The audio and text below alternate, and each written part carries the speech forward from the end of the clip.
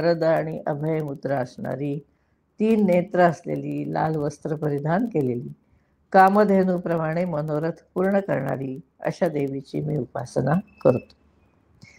देवीला अज्ञेया, अनंता, अलक्षा, अजा, एका, नैका अशा अनेक नावांनी संबोधन करून तिला वंदन केले आणि चिन्मया, शून्याची साक्षी असणारी ती दुर्गा आहे. याचं फलश्रुती अशी आहे की 10 वेळा याचं पठण करायचं असतं.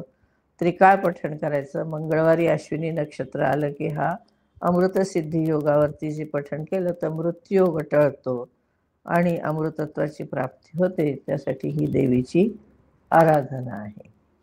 म्हणजे हे तिचं वैदिक मी एकच तुम्हाला सांगितलं, अथर्वशीर्ष वैदिक उपासना. यामध्ये निर्गुण निराकार पण आहे, तंत्र पण आहे आणि सगुण साकार म्हणजे सगुण निराकार पण आहे, सगुण साकार पण आहे. श्री